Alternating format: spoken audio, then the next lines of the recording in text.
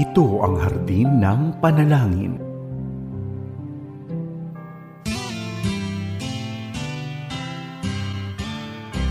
May harding mapananalanginan, doon si Jesus naghihintay. O kainam ng panalangin ng hardin, doon kay gandang manalangin.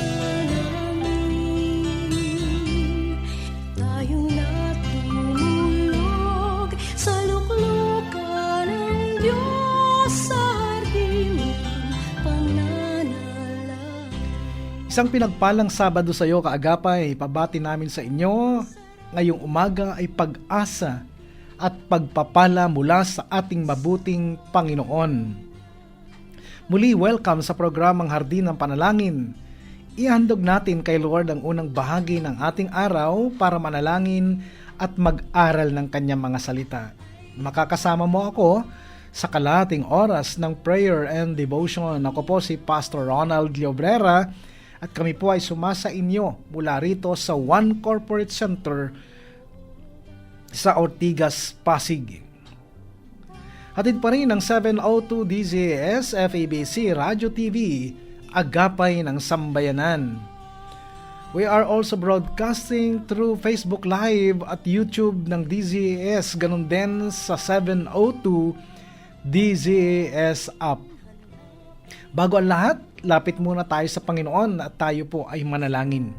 Panginoon, sa oras pong ito, kami po ay nagpupuri sa inyo. Dinadalangin namin, Panginoon, na ang aming gagawin ay magbigay kaluwalhatian sa inyong harapan, Panginoon. Lord, hayaan ninyo na sa aming pong paglapit, masumpungan ninyo ang aming mga puso na nagpapakumbaba, umaamin sa aming mga pagkukulang. Patawarin nyo kami, Panginoon. At Lord, nilalapit namin ang bawat sitwasyon ng aming mga kaagapay sa oras pong ito, saan man sila naroroon na panig ng mundo o mula sa iba't ibang lugar, Panginoon.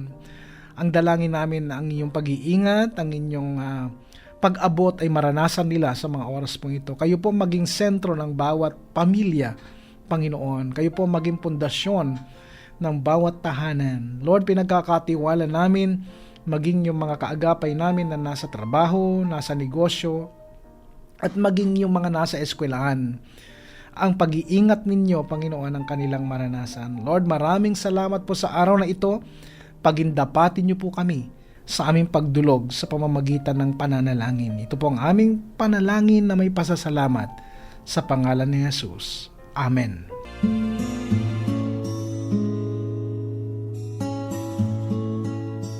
Napapakinggan mo pa rin ang programang Hardin ng Panalangin. Muli ako po si Pastor Ronald Llobrera. Upang mas maging mabiyaya ang ating prayer time, kaagapay, maaari mo nang i-comment ang iyong mga hiling sa Panginoon dyan po sa ibaba. Gagawin po natin ang ating makakaya upang maisama lahat yan sa ating panalanginan maya-maya.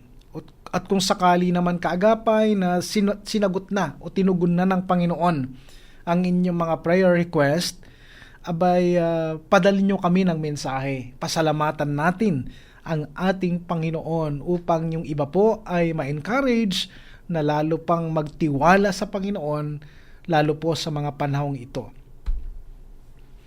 Para sa ating pag-aaral ng salita ng Diyos ngayong umaga, at sa ating pagpapatuloy kaagapay, ang paksang ito ay aking idinadalangin na mabatid nating lubos at maranasan natin sa ating pamumuhay. Ang sabi sa pangalawang Korinto, kabanatang 4, sa mga talatang 16 hanggang 18. Kaya't hindi kami nasisiraan ng loob kahit na humihina ang aming katawang lupa. Patuloy naming pinalalakas ang aming espiritu araw-araw. Ang bahagya at panandali ang kapigatian dinaranas namin ngayon ay magbubunga ng kagalakang walang hanggan at walang katulad. Kaya't ang paningin namin ay nakatuon sa mga bagay na di nakikita at hindi sa mga bagay na nakikita. sapagkat panandalian lamang ang mga bagay na nakikita, ngunit walang hanggan ang mga bagay na di nakikita. Kaagapay, ito yung mga taong kayang magpanibagong lakas ng kalooban at ng espiritual na buhay. Ang sabi sa Efeso, Kabanatang 4, talatang 24, at ang dapat ninyong isuot ay ang bagong pagkatao na nilikha kalarawan ng Diyos at nahayag sa matuwid at banal na pamumuhay ayon sa katotohanan. Kaagapay, ito'y sa tulong ng kapangyarihan ng Diyos at sa lakas na galing sa banal na espiritu. Ito yung mga taong ang kanilang pagbabago ng kalooban ay nakikita sa panlabas nilang kaanyuan. Alam nyo, kayang dalhin ng inward renewal yung mga negatibong kaanyuan natin. The inward defies the outward. Kayang kontrahin ng panloob ang panlabas.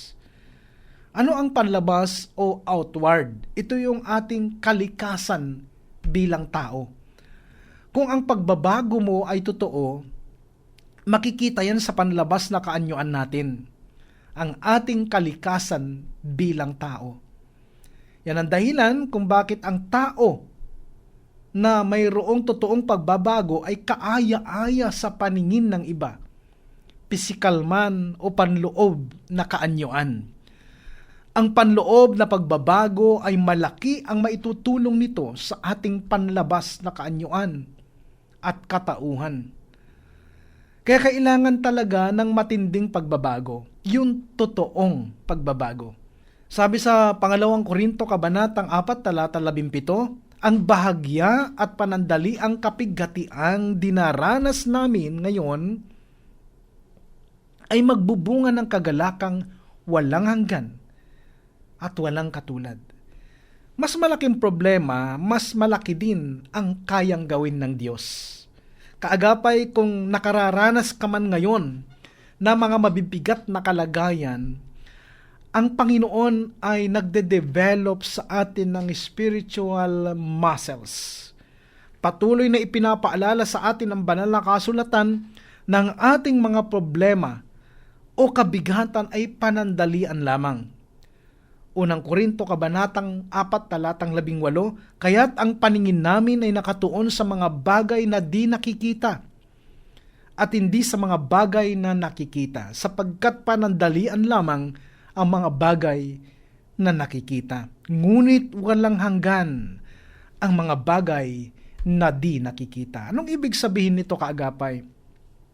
Fix our eyes to what is unseen. Our problem is temporary according to the scripture.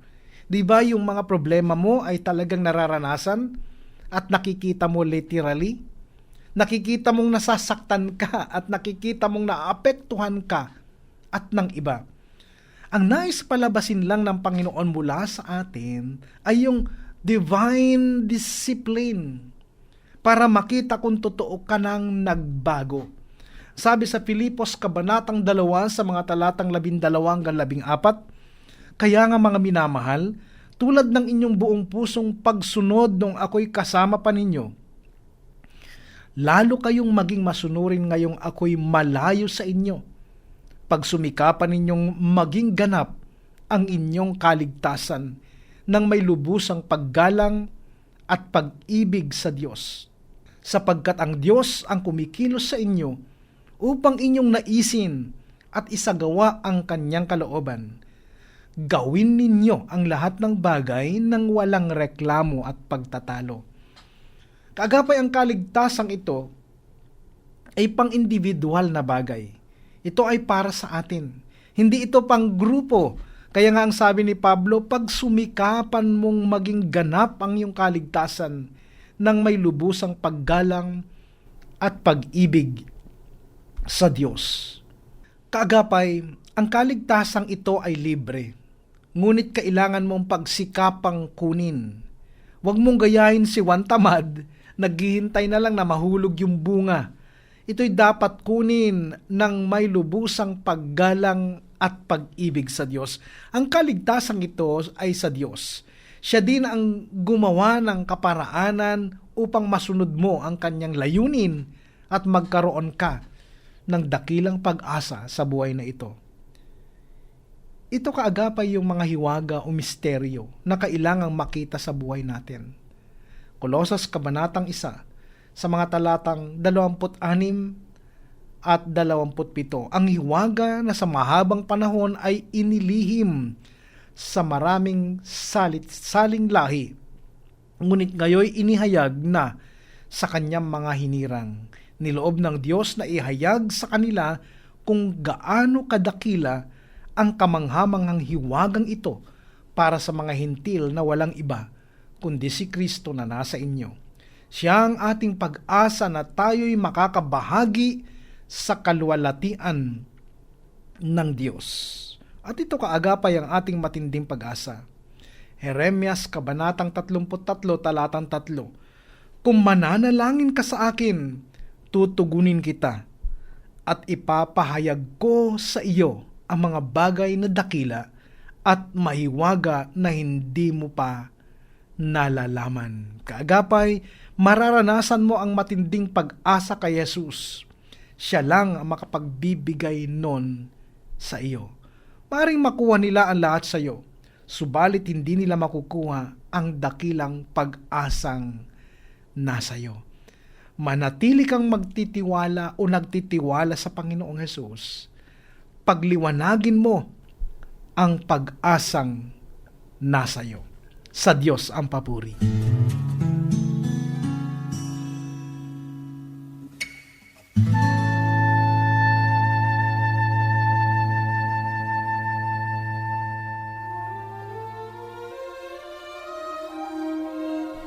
Sa sandaling ito kaagapay, simulan naman natin ang pananalangin at pagdulog sa Diyos sa pamamagitan ng mga panalangin kahilingan ng ating mga kaagapay. Magsama-sama tayong manalangin sa oras na ito. Panginoon, sa oras pong ito muli kami dumudulog sa inyo.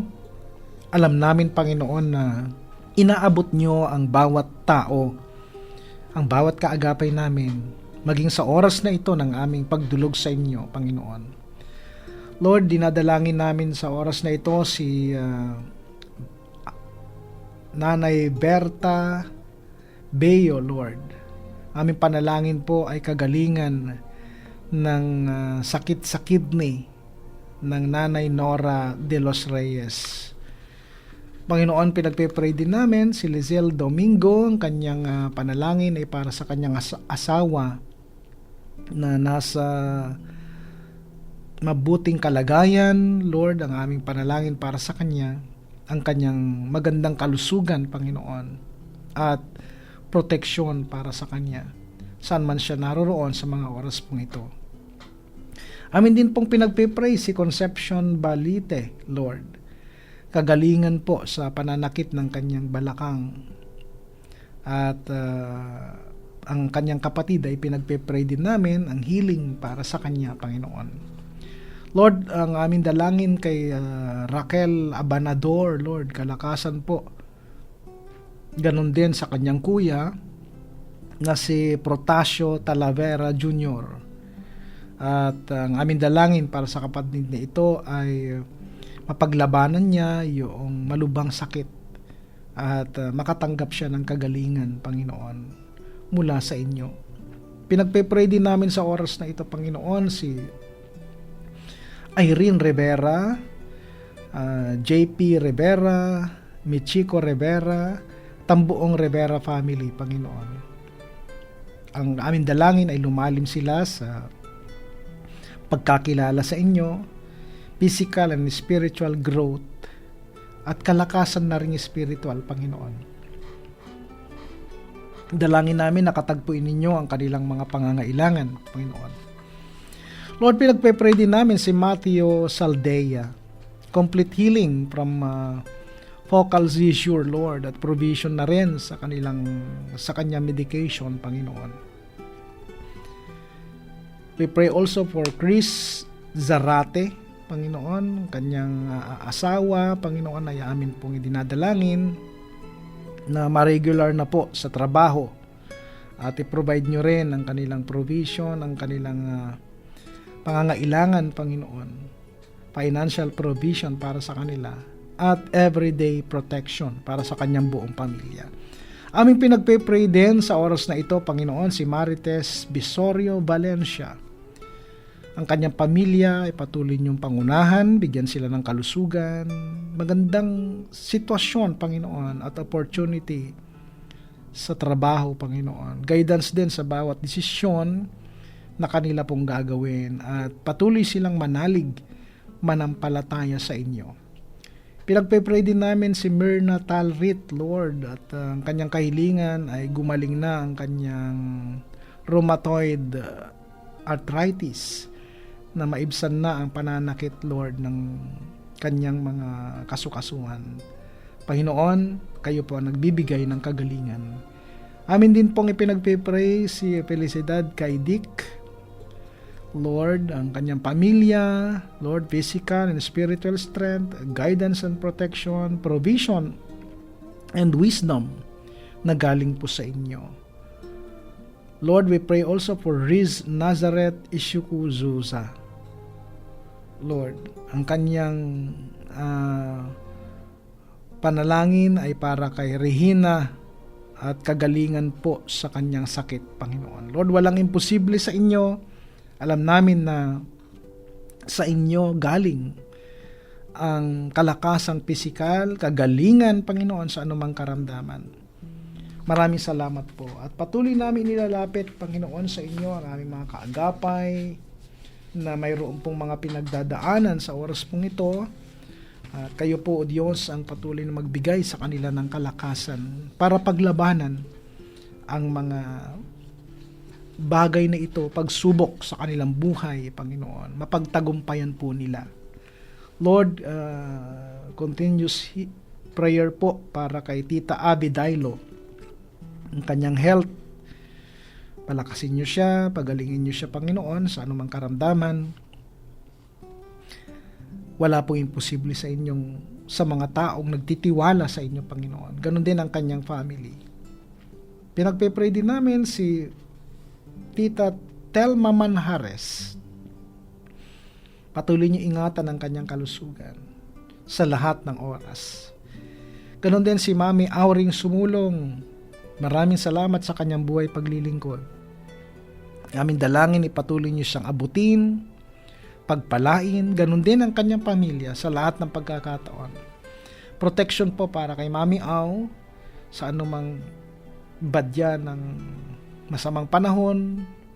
Marami pong mga karamdaman, Panginoon, na maaring maranasan kami, but Lord, ang protection po ninyo ay sapat na para kami ay maging ligtas sa mga karamdamang ito, Panginoon. Lord, maraming salamat sa paggamit ninyo sa buhay ni Mami Auring Sumulong na maging kaagapay namin, at lalong-lalo na siya po ang siya nangunguna sa prayer intercessors ng FEBC. Pagpalain niyo siya, Panginoon. Akin din po inilalapit sa panalangin Sister Ana Victoria Tutel at ang buong Tutel family sa kanilang sitwasyon sa mga oras pong ito. Huwag niyo silang pabayaan, ingatan niyo sila, Panginoon. Pinagpe-pray ko rin si Brother Leo Abisamis dyan po sa USA. Lagi niyo siya ingatan sa kanyang trabaho at pagpalain niyo rin ang kanyang pamilya. Lord, ganun din aking pinagpe-pray si Sister Carmi Gabasa, Panginoon. Sister Christine Gabasa, yung kanyang prayer request for her petition, Lord, to US. As nurse, tugunin niyo po ito ayon sa inyong kalooban. Ganun din kay Dr. Kate Sara Gabasa, na maging permanent siya po sa East Avenue Medical Center. Patuloy ko pinagpipray si Sister Vicky Gabornes. Panginoon, salamat sa kanyang buhay, salamat sa kanyang paglilingkod, ang buong Gabornes family. Dalangin ko, Panginoon, na sa kanilang pangunguna sa church na pinagkatiwala nyo sa kanila bilang mga leaders, Panginoon, ay magamit nyo talaga ang kanilang buhay mightily. at marami pang maabot na mga tao, Panginoon, sa pamamagitan ng kanilang paglilingkod. Bless nyo rin si Pastor Ronnie Algario, ang senior pastor ng HCFC Fairview, at ang kanyang may bahay na Sister Josephine Tagala Algario. Panginoon, maraming salamat po at akin ding ipinagpipray ang aking kamanggagawa, Reverend Jolly Bangay Tagala. Nakaraan po ay nakaranas sila ng aksidente, Panginoon. Maraming salamat at wala po nangyaring masama sa kanila. Ang aking dalangin lang na anuman yung mga problema na dulot nitong aksidenteng ito ay maging maayos lahat. At alam namin na kayo po, O Diyos, ang patuloy na mag-iingat sa kanila.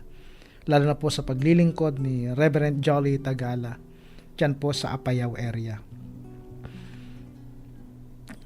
Maraming salamat po sa araw na ito, Panginoon, at aking pong dinadalangin din si Sister Evelyn Tagud, Panginoon, at ang buong Tagud family.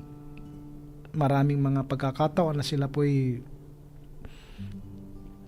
nakakaranas ng iba't ibang uri ng pagsubok sa kanilang pamilya, maging sa kanilang kalusugan. Panginoon, kayo po maging kalakasan nila. Kayo po maging foundation nila, Panginoon. Huwag niyo po silang pabayaan, ang buong Tagud family. Maraming salamat po sa araw na ito, sapagkat alam namin na tutugunin ninyo ang bawat panalangin according to your perfect will. Pinupuri ka namin at dinadakila. Ito po ang aming dalangin sa pangalan ng aming Panginoong Yesus. Amen.